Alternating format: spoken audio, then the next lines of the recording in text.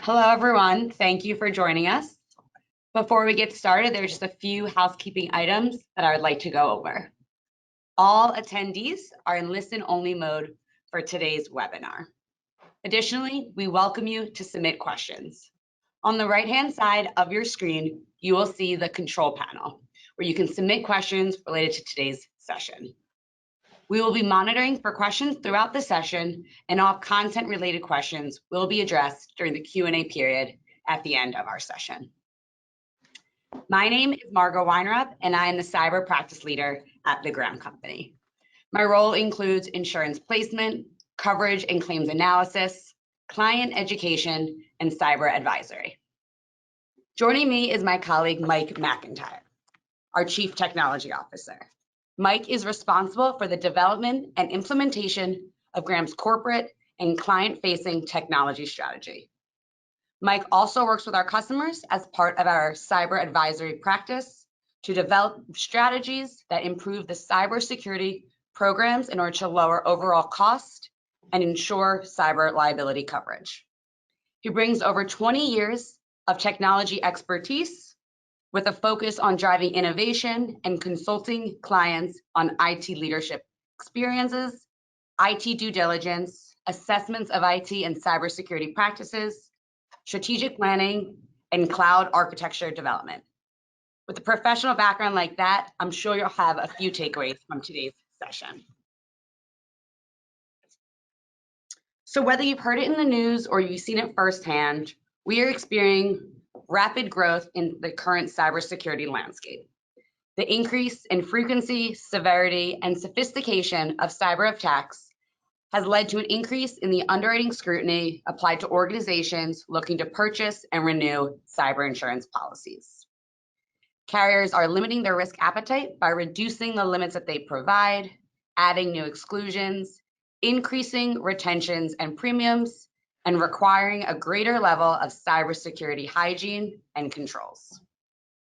In an effort to proactively support organizations, we have created Graham Cyber Blueprint, a quick questionnaire that takes less than 10 minutes to complete by an IT professional. Once completed, your responses automatically feed into Graham's proprietary scoring model to generate a Graham cybersecurity score. Along with an organization's responses, we will provide you with a custom-tailored report of cyber strategy recommendations. These cyber strategy recommendations are written in non-technical jargon with the goal of being understood by any organizational leader. Graham Cyber Blueprint is not meant to be completed as a one-time activity, but rather the questionnaire can be completed multiple times throughout the policy period and throughout the year. It does not matter if you are just looking for a score, possibly looking to purchase a cybersecurity policy for the first time, or already have an insurance policy in place. It is our goal to help you improve upon your score and strengthen and prepare for the rapidly evolving insurance marketplace requirements. Graham Cyber Blueprint has proven to strengthen an organization's cybersecurity posture and enhance strategy and insurability for Graham clients. Now, over the next hour, Mike will debunk cyber myths and outline how to improve cyber hygiene without disruption to the operations or efficiency of your organization. These 10 recommendations that you see here are based off responses that we have gathered on the Graham Cyber Blueprint over the last 5 months. So let's get started. Mike, we often hear a lot about backup strategies. Where to begin? What should you have? What are the best practices? I wanted to first start off with asking you about on-prem versus cloud. How does an organization make that decision, and what are kind of the implications they might have? Sure. Well, first, thank you for having me, Margaux. I appreciate the introduction. I hope I can do it a little bit of justice. So backup strategy is always a tough one for organizations.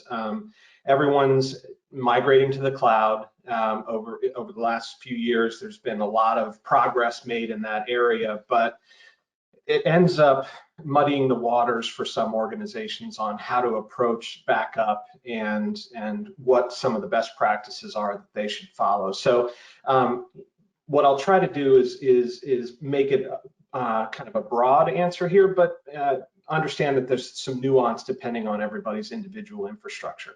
So the old strategy of 3-2-1 when it comes to backups still applies, no matter what your approach is.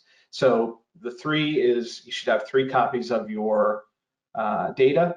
You should have it in 2 different formats or 2 different media types, and one of those backups should be offsite. So what we're finding is, over time, many folks are starting to rely on either third-party services, call it Microsoft Office 365 or AWS, or they're just backing up an on-prem infrastructure to an online data source, an internet-based data source. So as long as they're approaching it in the 3-2-1 with a 3-2-1 strategy, they should be fine.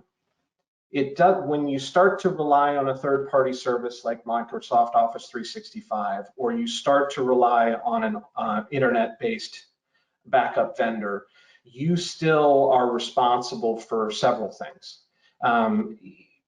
First of all, having multi-factor authentication is critical. You have to have it on-prem, and you have to have it for your third-party services.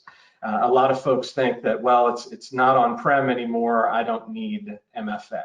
And that's just not the case. Remember, in context of this discussion, a lot of these requirements that are coming down from the carriers are really trying to help you mitigate incidents. They've had specific incidents with some of their customers that have been impacted by the lack of some of these controls that we're talking about. So whether it's an online data source or Office 365, MFA must be in. You really do need to make sure that one of those offline data sources or one of those data backups is offline. So something that is, the old term was air gapped. So if your primary system is compromised, the backup system is not directly connected and therefore easily compromised by the original system. You also have to make sure that the system is encrypted. If the backups are not encrypted, they're very easily overwritten, and data can be compromised on the backup, which makes recovery very, very difficult. Also keep in mind that when folks are using either on-prem or third-party backup solutions, maintaining separate credentials is critically important for those backup systems, so that if your on-prem Active Directory, for instance, is compromised, they don't necessarily have the keys to the castle for an offline backup. And really most importantly, and I think high on the list for the carriers as well, is testing those backups. Again, whether it's tactical test of a specific application or a broad test of the entire infrastructure, make sure that you're testing on a regular basis and you have confidence that if a system goes down or is compromised, that you can recover from backup and be up and running within a reasonable period of time. And then I will say, there are some emerging technologies in this space. Concepts like immutable backups. So once a backup is taken or created, that backup can never be changed. And these emerging technologies, I think we haven't seen a lot of requirements come from the carrier side yet, but anything that improves the quality and the availability of your backups is going to be something that you should take very seriously as part of your approach. I think that's great, Mike. So one thing you were talking about was MFA. Yeah. And I would say, while we know that's not a new control, we've definitely seen that be asked about a lot more by carriers. And specifically, I'll say even from us at Graham, we're talking to our clients about it all the time. Yet from our survey, 84% of our respondents have MFA, 16% still do not. Can you just elaborate more on what implementation looks like, how difficult that is, or how simple it actually is and kind of what you've seen of how valuable it can be? Yeah, so I think there's a few reasons for that answer that 16% are still not implemented. And, I think part of what we've heard is, well, it's not my system, it's an off-site system. So I don't have responsibility for that. And that's truly not the case. You rely on these third-party vendors and they're providing a service to you, but oversight of the security of that service still lies on in your hands. So you have to make sure that they're correctly secured. And the other one, I think you pointed out, it can be a pain, right, for end users when you're coming from an environment where there were no MFA, infrequent password changes, any change to the day-to-day workflow for your employees can be seen as a pain. But I think more and more, folks are used to MFA in their day-to-day lives. When you try to access your bank or any critical service in your own personal life, I think people have grown to expect MFA, and there is having done it for a few organizations, there is that initial hurdle, but people quickly understand, and they're relatively easy now with them being device-based on folks' phones, that the pain has subsided somewhat. And as far as ease of implementation, I don't think it's ever been easier with companies like Microsoft and others having them directly integrated with the applications that folks use on a day-to-day basis now. Implementation is much easier than it was 4 or 5 years ago. Right. I think that's great to hear, and I appreciate those comments, because we are seeing that in cyber attacks that are occurring, either the event is thwarted or slowed down by the use of MFA, because it is that something something you have, something you are, that really doesn't allow just a password compromise anymore. Yeah, absolutely. Another topic we want to bring up was vendor risk management. We talk about now and how we are more reliant than ever on technology and third-party vendors that we work with. We were just discussing that in our last topic.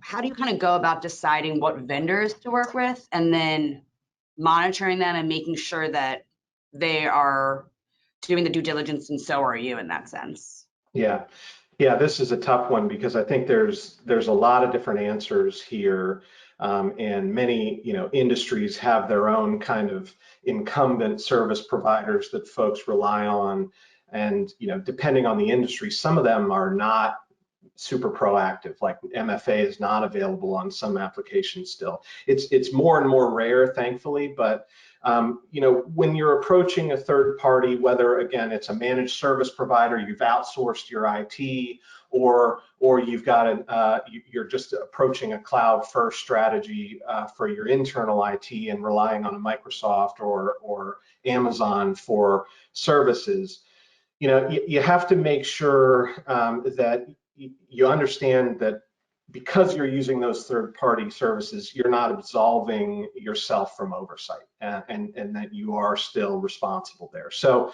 first, and I said it before, MFA is going to be critical. Making sure that when you're selecting vendors, security is a big part of the onboarding process. That they accept or use industry standard authentication techniques that allow the use of standard MFA approaches. That's very important. And then, as you onboard folks, make sure that that you include monitoring of those vendors as part of your security approach. So, there are several layers to this. Some are very passive. Some you can engage products like Security Scorecard and others, and we're not here to recommend any particular products, but services where you can essentially load all of your vendors into a platform and have this platform periodically go and do scans of your vendors' platforms. And they uncover, when you have vendors, maybe not so much the Microsofts, but maybe middle market vendors, they really give you a sense of how mature those vendors are. And when you assign a kind of a criticality to those vendors, you can really understand, okay, here are my risks. These vendors maybe aren't as mature from a cybersecurity perspective as they should be. And perhaps you should be looking for alternatives or working directly with them to improve their security posture over time. When you talk about cloud providers, the cloud service or cloud security is something that has been around for a while, but is really becoming more and more important. And that is, as you start to do monitoring of your infrastructure, make sure that you include all your cloud services as part of that infrastructure monitoring, whether it's log monitoring or incident monitoring or authentications. Make sure that that's part of your scope and included in your approach. And then finally, kind of making sure all of this is in a contract. When you go through and negotiate with these folks, you got to make sure the service level agreements are up to speed. You got to make sure, depending on your industry, what your regulatory requirements are, and that those vendors can support those regulatory requirements, whether it's HIPAA or in the government consulting space, CMMC. You've got to waterfall those requirements down, and then understand really where their services end and where yours begin. What are they responsible for, and what do you have to make sure that you're responsible for? Because sometimes that can be a relatively blurry line, and you got to be on top of that. Right. I'll say oftentimes some of the conversations we'll have might be, we utilize a cloud service or a software service, so we're not responsible. But right. That isn't actually true. It's based on what you're saying, is there still are responsibilities of an organization to respond. Absolutely. Your third-party vendor is going to make sure that the lights stay on, their service stays available. But if an account for one of your employees is compromised and a bad guy is allowed to pull data down about your customers, the vendor did nothing wrong. That was your responsibility, and you're going to be held accountable for it. Right. I'll say a lot of the cyber attacks we're also seeing, even just one over the weekend, was due to a third-party vendor, is how they sometimes get in. So really understanding that who you work with is just as important of the employees that you have who could be responsible as well. Yeah, more and more the vulnerability are the people, and whether it's a vendor or an employee, the risks are the same. Right. I appreciate that. Kind of going off that, then let's talk about asset inventory. How do you really even quantify what assets you have? Because there's so much reliance on technology, so much data we maintain, so many endpoints, servers. Where do you even start of knowing exactly what you have, maintaining that record, knowing who's to bring up first of criticality? I think all of that can be a little bit of a daunting topic and deserves a lot of attention.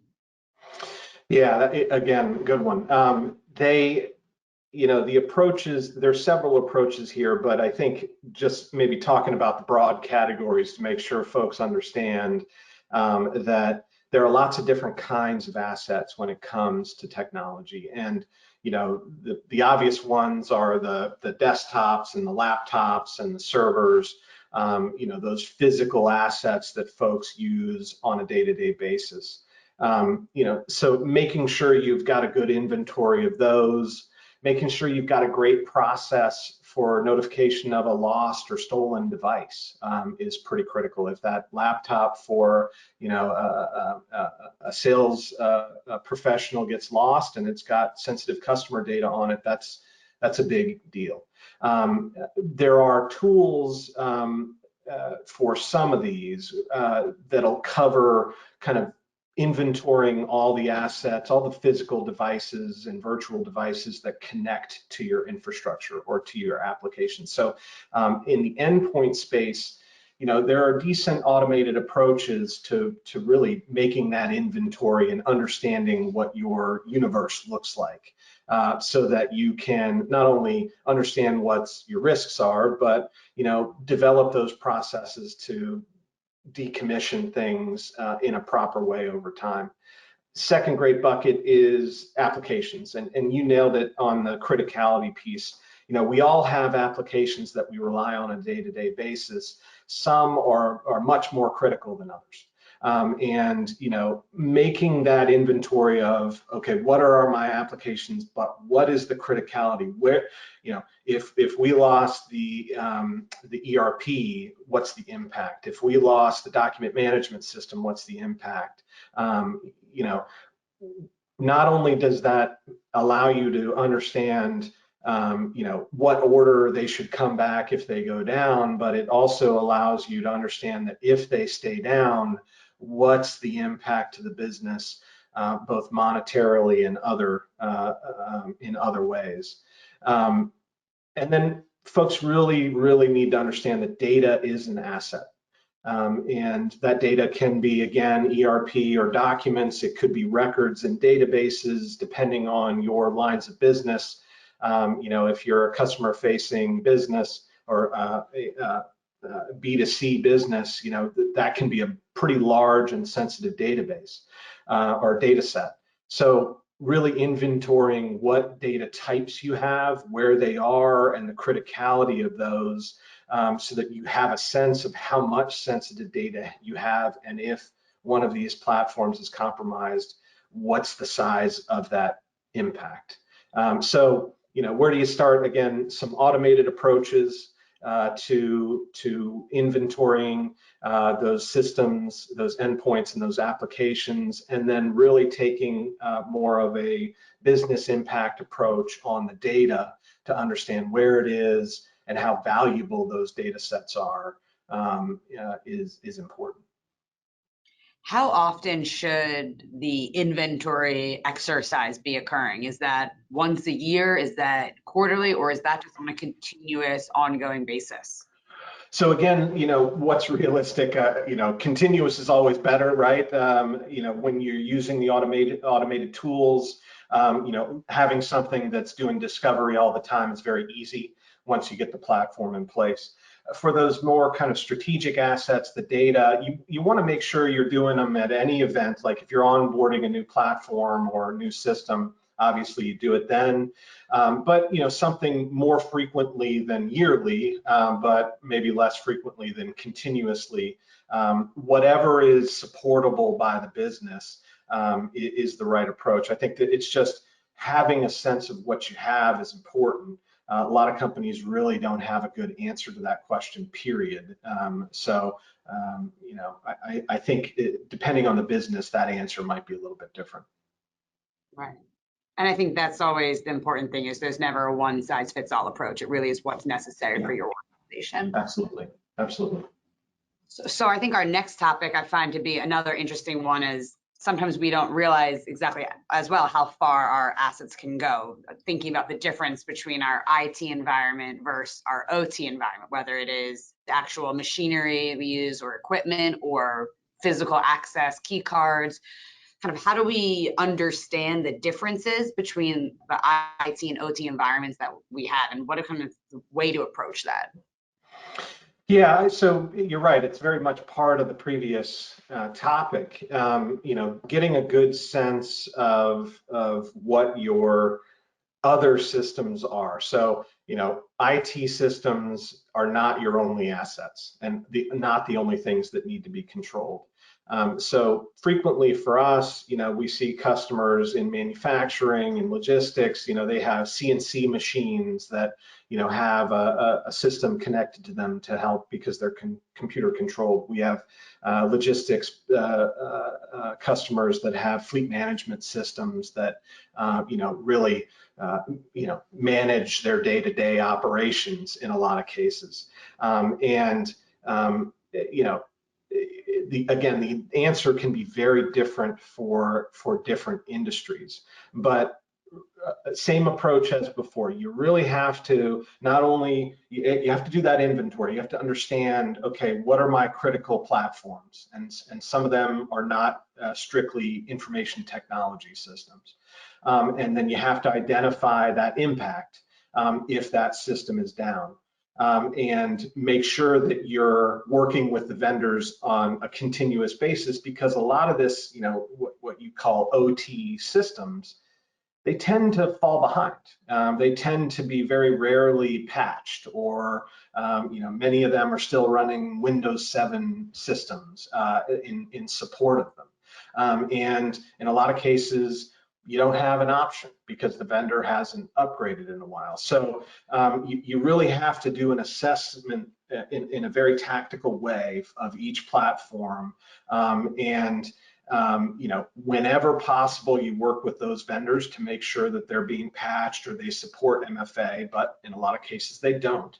And so it really comes down to mitigating the impact or the accessibility of those systems from the broader infrastructure. So segmenting those systems, making sure that they can't be accessed remotely or from the broader network, or making sure that they can't access the broader network if they're compromised, because many of them end up being vectors for attack, for a broader attack on the organization.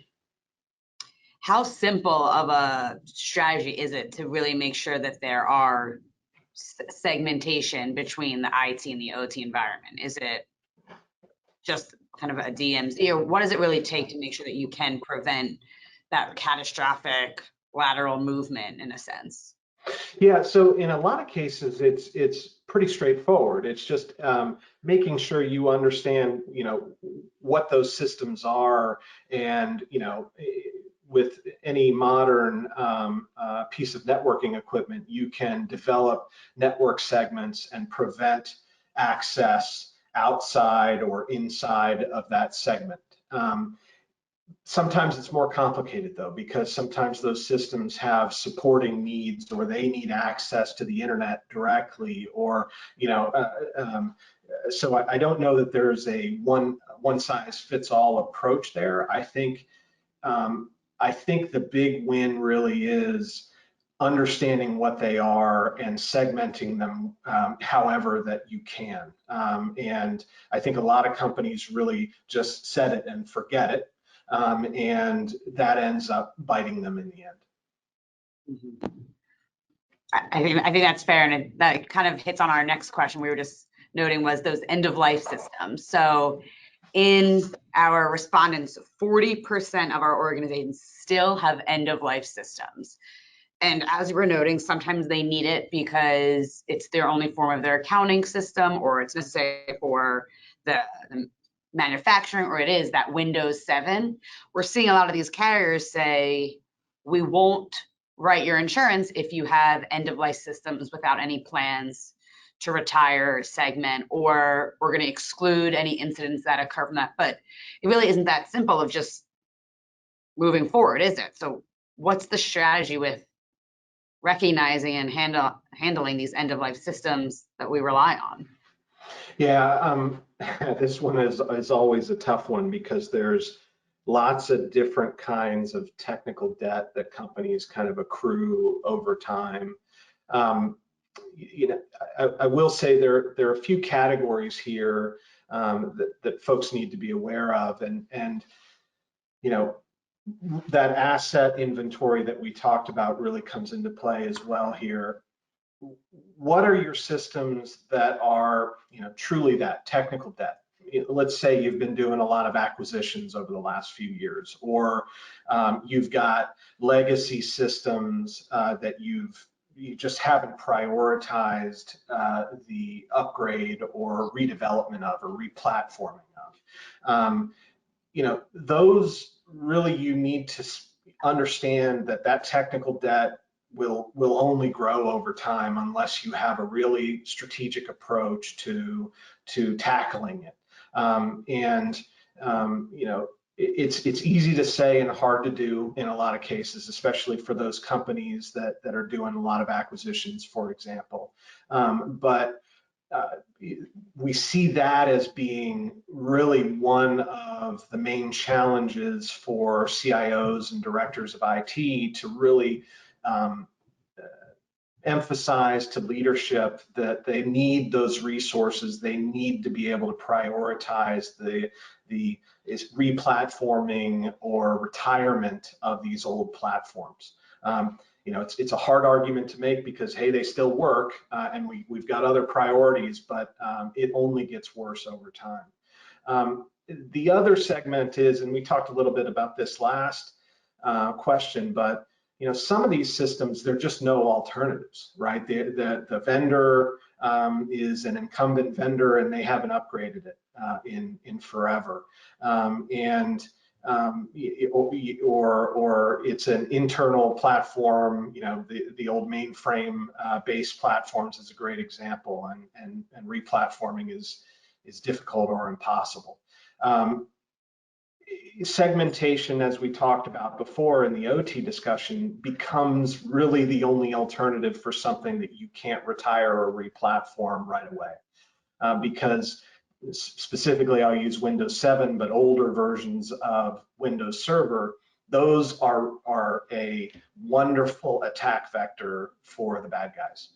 So if you've got a group of users that are still using Windows 7 laptops out in the wild, you can expect those to be compromised sooner than later.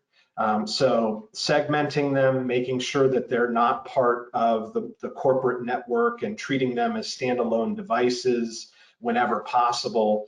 But you know, really at this point, it's replatforming or upgrading those devices has to be prioritized. When we find out that a program is going to be sunset, what kind of timeline do we normally have? They're not giving 6 months, right? So think about what can an organization be doing to prepare to know a system will no longer be supported. So, you know, I guess it really depends. You know, in the Microsoft world, you get a lot of heads up. You get years of notice, and in a lot of cases, they push that date back because they get you know, feedback from customers that it was too fast, even if they gave a year or two notice. So, you know, these things don't sneak up on you in most cases. But again, it's in a fast-paced environment. You know, it's hard to prioritize something that's working. So, you know, having you know, creating a technology strategy, a roadmap, and a budget for 3 to 5 years that makes sure you include the retirement of technical debt is incredibly important in that case. Right. Yeah, I think that's great and really good advice to hear there. So this next topic is one that I'm a little excited about because we've had varying different amounts of respondents here. When we think about patching, we recognize the importance given to so many different events that we're seeing of known vulnerabilities, zero-day vulnerabilities, just the importance of maintaining current usage. But when we were looking at some of the responses we got, 48% of respondents said that patching is done within 30 days, and 26% of respondents said patches are either ad hoc or they don't have a regular patching cadence. Yeah. So I think that leaves a lot of room to really dive into patching, and I'm curious what your thoughts are based on some of those statistics we have. Yeah, it's tough when you don't have a decent kind of command and control infrastructure for your endpoints. Patching is a very difficult challenge when you can't do it in a centralized fashion. So, you know, keep beating on the asset inventory, but you have to have a sense of what your devices are, what your endpoints are, what your applications are, and what their criticality is. I think, you know, when a system is impacted, I think well, let me back up. There are a couple questions buried in this. One is, okay, what should my patch cadence be, right? In general. being able to manage patches in a centralized way, being able to understand what the patch level of all your systems and applications are is the first step, so that you have visibility and know what the challenge is. And then with that system, you'll be able to then start to deploy patches when needed, right? So that's that first critical step that in a lot of cases, and it sounds like 26% of our respondents don't have that infrastructure in place now, so it's very difficult to do. But once you get to that place, you have to be able to respond appropriately to the criticality of the patch. So you're going to have regular patches that come out, feature updates and things like that that you want to push out. 30-day patch windows are fine for that. But when you get a 0-day patch, an attack is out in the wild for a specific version of software or Windows, and it's in your asset inventory. You have to be able to deploy that quickly. And there are a couple things there. You've got to have an infrastructure that you can deploy patches quickly with, but you also have to have an approach to patching that allows you to test those patches in a thoughtful way before you deploy them. Because I've been in situations where you deploy that patch and it breaks something else, and it ends up being the cure's worse than the disease in that case. So, a holistic approach to patching that allows you to, if it's a server or an application, test in a virtual environment first, or if it's an endpoint, do the test rings approach where you slowly increase the amount of people patched over time so that you can control the impact if there's an issue. But building that centralized patching approach is really that first key step that folks need to get across. When we think about those critical patches, not just the regular patches, is there an ideal or best practice for recommended time, or is it really be proactive and timely in testing and then implement? I think a lot of cases, I don't know that that anyone's going to give you like a number of hours or number of days on that, but 30 days is really no longer sufficient. And I think the target really is, within a week, depending on the complexity of the environment is, and I'm talking really specifically about, okay, there's a threat or a vulnerability out in the wild. We've checked our asset inventory. Our asset inventory says that we've got 47 systems that are impacted or potentially impacted by this. Being able to target those systems very quickly is more and more important as time goes on. Absolutely. I'm just thinking back to the large 0-day vulnerability we saw right before the holidays in 2021 with Log4j, and how important it was not only to think about patching for one's own organization, but how many questions we were seeing from carriers and other organizations about third-party vendors.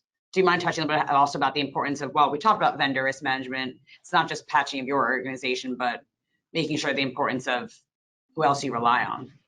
Yeah, and that's a great point. In a lot of cases, again, you think about Office 365 or some of these other SaaS platforms. They take care of the patching in most cases. They've got a patch deployment schedule, and whether you like it or not, they're patching on a regular basis. And from a security perspective, that's great. When it comes to platform as a service or managed service providers, a lot of times you're still in control about how frequently something is patched. And that's when, monitoring of those environments, even though they're not yours or not on premise, having a sense for what the risks are in those environments, and then having a contract or an agreement with those vendors that they're going to be patching and being very communicative about those patches with you is critical. Because a lot of times, those vendors maybe aren't as proactive, depending on their size, aren't as proactive as they need to be. So you have to make sure that you've got visibility on them.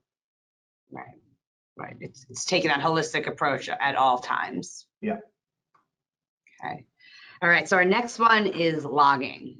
I'll say here, we know it's necessary because we need to keep tracking of activity, but how do we know who to be logging for? And I say that because of our respondents, 62% of our respondents log all user activity, 10% log solely the admin activity, and then our other respondents left over do not keep logs at all. So what's the best strategy there? Who should we be logging, maintaining them for?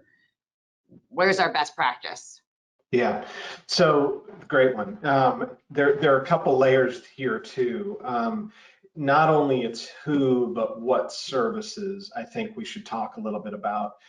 There is, again, a sense of that so many of our respondents are logging all activity is great, but we need to make sure that not only are you logging your on-premise activity, your VPN concentrator, your network, your applications that are on-prem, but also the logging or ingesting the logs of your cloud service providers, call it, or SaaS platforms, Microsoft, Salesforce, those things, because as we embrace third-party vendors, we expand our kind of footprint and we expand what we need to monitor. So not only should you be monitoring on-prem, you should be monitoring all vendors that your critical systems are managed by. The other piece is, and it's a good question on admin only, the thought process around admin only is, well, these are our super users and we need to make sure that if something goes wrong with one of their accounts or they start acting inappropriately, we can see that. But in most cases, an attack starts with a regular person. So, short answer to your question is, if you're monitoring, you should be monitoring all on-prem and all cloud activity, but you should be monitoring all activity by all people, whether it's vendors or employees. Because what you miss if you don't do that is signs that something is starting, signs that an attack has begun, whether it's login attempts from a different country. That let's call it the Soviet Union or Russia right now. Whether it's logins from multiple failed logins, someone tried to log in unsuccessfully 5 times or 10 times, or large data downloads. Somebody, a regular user downloaded 5 gigabytes worth of data, and that's not part of their normal day-to-day, or they're hitting lots of systems that this person normally doesn't hit. Those kinds of activities you're going to miss completely if you're not logging all activity, and those are signs that something has started. Now, I say all that, logging is the start, right? Collecting it is one piece, but who's watching those logs and who's monitoring those logs? Most companies can't pay for somebody to stare at log activity all day long. So making sure that you've got a product or a vendor that is doing continuous monitoring of those logs to catch that activity that are signs that something is amiss in the infrastructure, helps you respond in a much more proactive way. Right. The logs are only as good as the person reviewing them to make sure Absolutely. They acknowledge behavior is happening. Absolutely.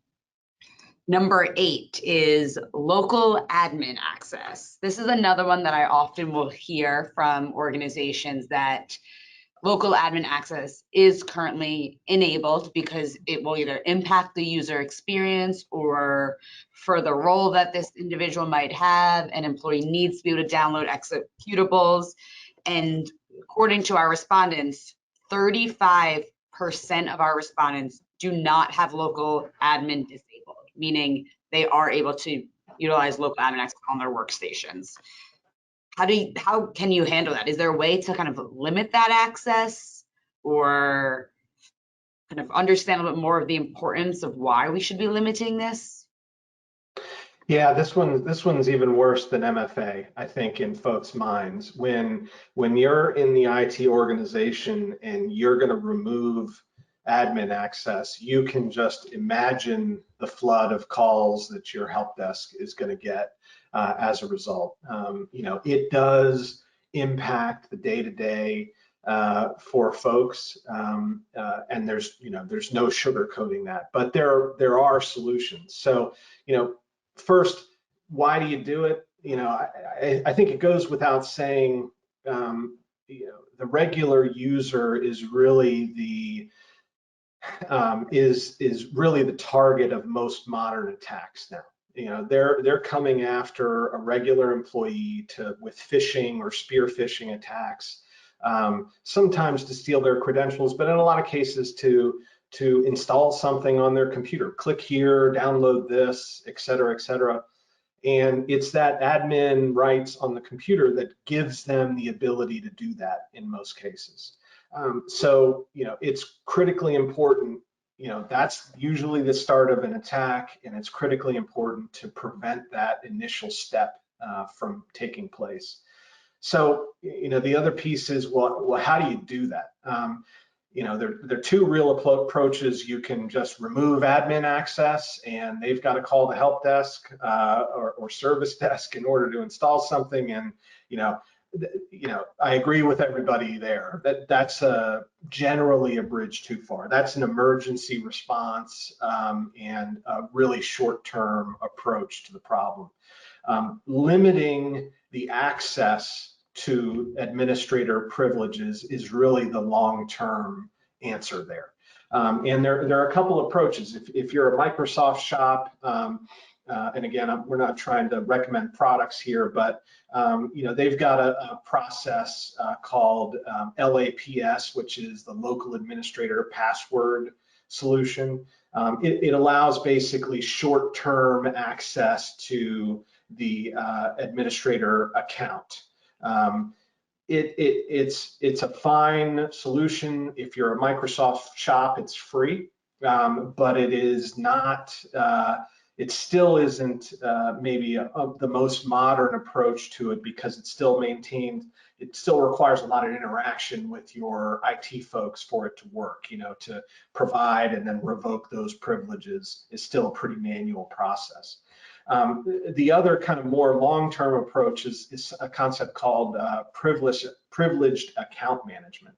And there are several vendors in this category, but once in place, it allows you, it does a lot of things, but it allows you to really automate that transaction of, okay, I'm a user, I'm a known user, I'm an approved user, I need to install a driver, or if I'm a developer, a new piece of software, you can request and get approved and be able to do that local administrator transaction automatically. And that really takes the pressure off of IT and still provides a quick response time, which is in a lot of cases what the business needs for these. So there are several vendors in this space, and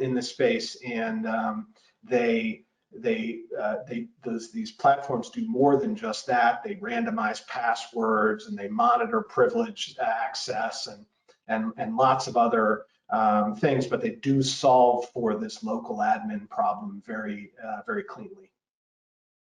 Is the PAM tool only for very large organizations, or is that something that really could be utilized organizations of various sizes and industries that are looking for that long-term solution?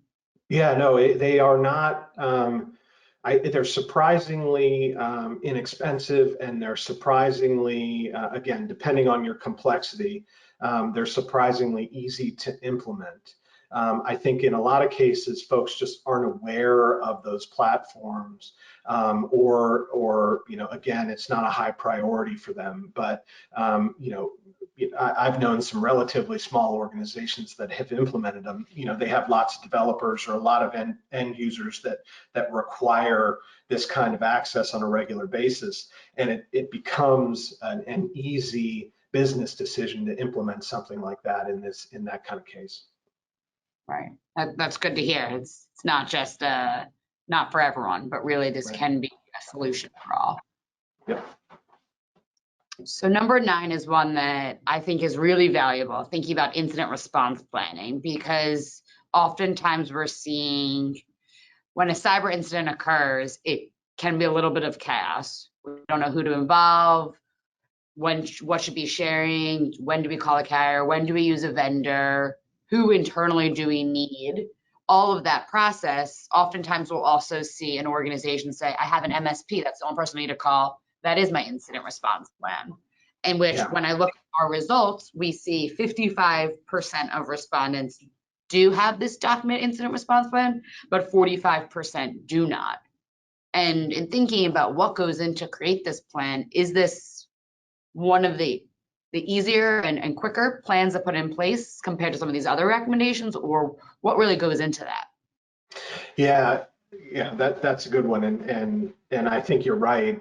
In the level of difficulty, this one tends to be relatively easy to do. But just to start at the beginning, regardless if you've outsourced IT, or you have a big on-prem infrastructure, an incident response plan is critical.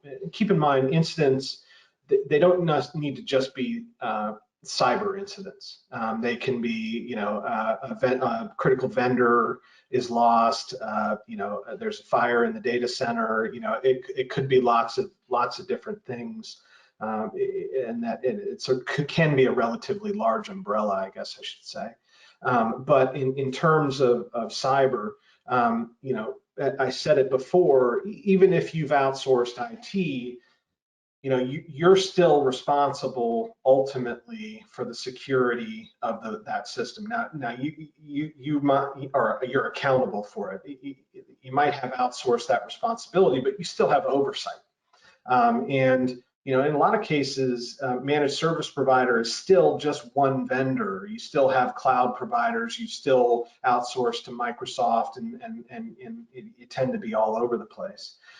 So making sure that you've got an incident response plan that it includes all of the internal stakeholders that are critical to the business, whether it's management or customer relations, communications, legal, HR, making sure you've got good representation from around the organization, but also making sure that you've identified and included those key vendors as part of that plan.